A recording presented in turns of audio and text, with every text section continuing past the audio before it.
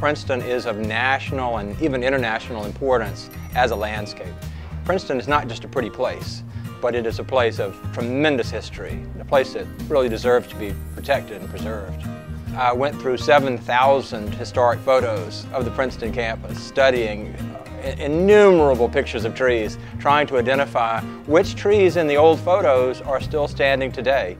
And it turns out several are. Several trees that are 100, 150, even 200 years old still stand on the Princeton campus.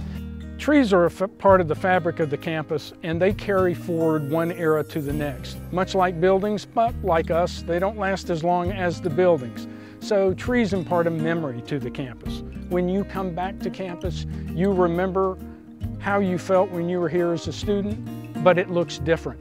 Well, the buildings haven't grown, the grass hasn't grown, but the trees have changed. And that's what makes the difference in the mood and the feeling of the campus. Around campus, as you walk around, you'll notice many of the trees have labels. That's just been done by the grounds department, and they've done a terrific job of labeling these trees, indicating the names of the trees, the species of these trees. There's interesting information about all of the trees, and it's great to know the difference between the wych elm from Scotland and the American elm native to our forests, and they grow side by side on front campus. So these trees have now been labeled, and that's a big help. I like to look at trees as to what they bring to the campus in terms of botanical uniqueness. This particular tree behind me was planted in 1948, and it is comparatively young compared to many of the trees on campus, yet it may be one of the tallest of its kind in the world, which is a botanical curiosity and also speaks to the health and well-being of the trees on campus. Three of my favorite trees are on Cannon Green, and they're these tremendous ash trees, enormous ash trees.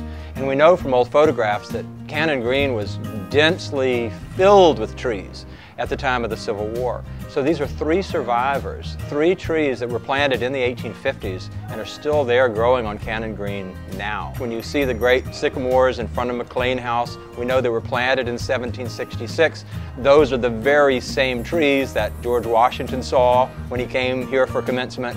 Those are the same trees that James Madison saw when he was doing graduate work in McLean House.